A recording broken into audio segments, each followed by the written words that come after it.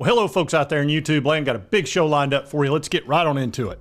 All right, get ready, folks, for the absolute most exciting season ever. And this is not hyperbole. This isn't any of that kind of crap. This is just the way it is. Oh, boy, is this great! We're going to have a 12-team playoff for the first time ever. Ever. Okay? And there are so many teams that are going to be not only getting into the playoff, but are going to be right on the outskirts. And the last 3 or 4 or 5 games are going to be epic, because now instead of teams losing a couple of games and they're out, or last year you lost 1 game, you were pretty much out. Unless you were Florida State, then you were just out, period. Didn't matter what you did. Sorry, Florida State. I know it's too soon for that crap. Anyway, we're going to talk about all the things going on, and especially the teams that I'm most interested in, and the storylines that are going along with it. Now, in the SEC, you've got new coaches, you've got exciting new players. I think the SEC is going to have a bunch of teams get into the playoff, probably 4. It's even possible they could get 5, but I think 4 is probably the proper number.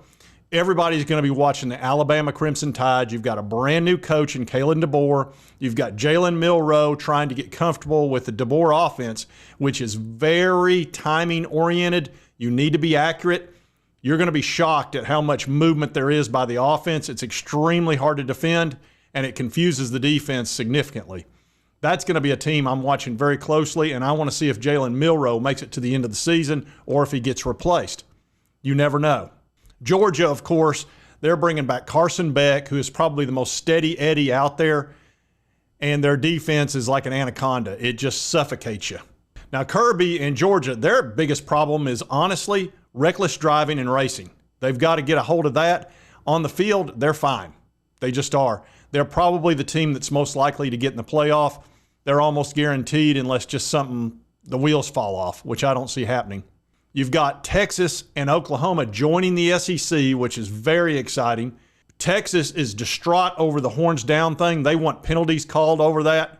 Okay, I'm stretching that a little bit. But yeah, they want a penalty if you do the horns down sign.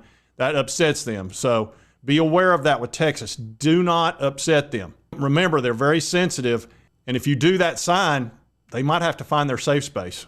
Everyone likes me and thinks I'm great in my safe space. My safe space. But don't worry, Texas. If you lose a game or 2, we're going to give you a participation trophy. The SEC likes to do that with newcomers. And Oklahoma, Tennessee's coming to see you in Norman, and I think it's going to be a fantastic game. He's a returning hero because he won a national title there. He was runner-up in the Heisman race, and he got fired. Bob Stoops fired him because he's not very good at offense. And by the way, here's a chart of his 7 years after he got fired at Oklahoma. He really struggled on offense. Of course, he was the offensive coordinator at Oklahoma. Let's see. He struggled at Missouri as their offensive coordinator, took him from 13.6 points a game to 31 and then 37. Then he was the head coach at UCF, 43, 43, 42. Then he went to Tennessee, went 39, 46. They did have a pull down to about 32 points last year. He really didn't have the right quarterback, but his worst year is 32 points. So, Bob, you are square on getting rid of him. Are you serious? Of course, a lot of people think that was nepotism. His brother was a defensive coordinator, and it was ranked well below what the offense was, and that he fired Josh because he had to fire somebody, and he didn't want to fire his brother. Now, granted, that would be a charge of nepotism, and you know I would never do that on this channel. Liar! And since we're talking about Josh Heupel, Tennessee is so excited. You want to talk about having the finger on the pulse of this fan base and this team? They got Nico Iamaleava, who is just, there's nobody else we would want at quarterback. He scored 4 touchdowns in his very first game against a top 10 defense in a bowl game. So we're pumped about him. James Pierce, #1 edge rusher in the country on defense.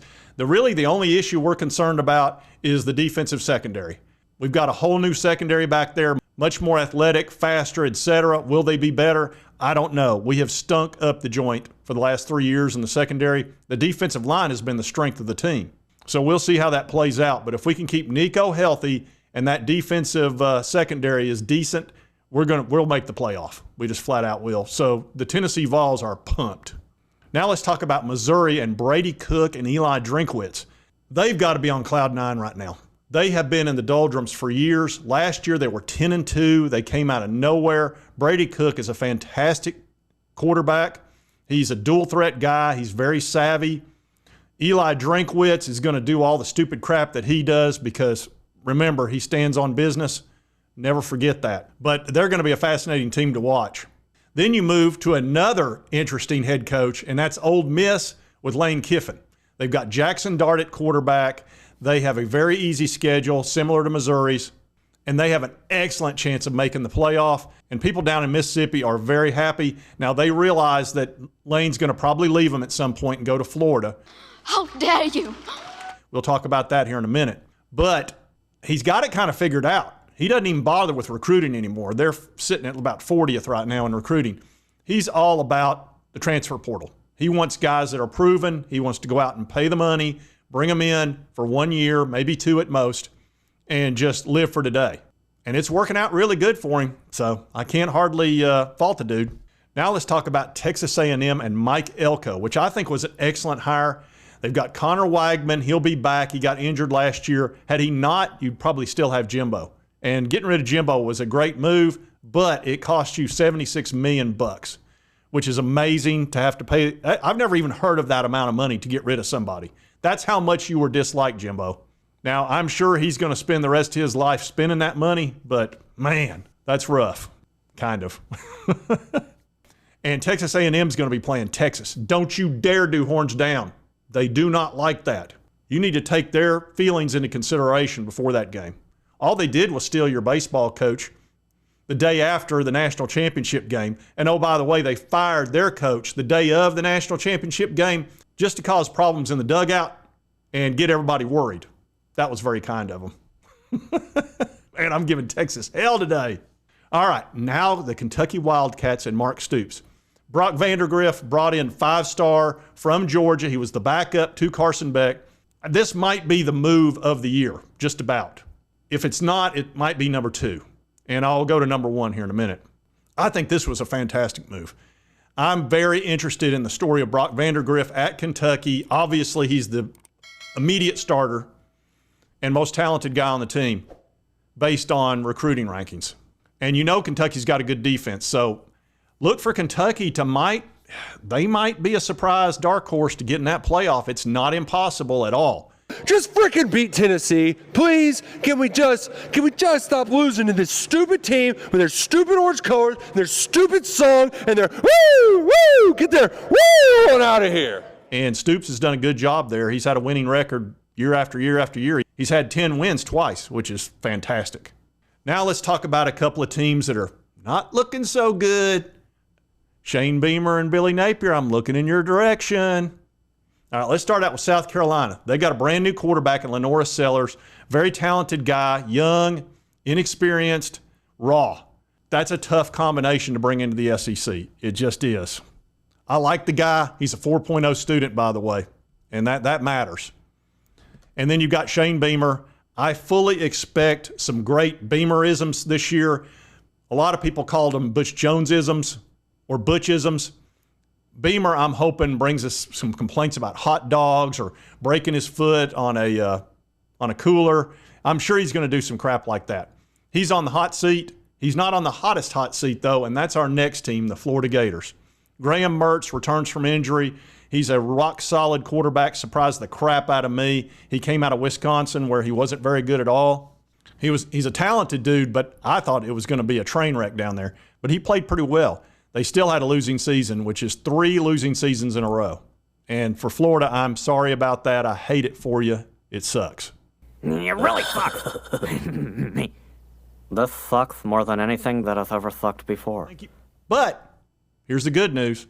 You might have 4 losing seasons in a row. Okay, that wasn't very nice. It's because of your schedule. I think you've got a decent, solid team. You've got a lot of talent.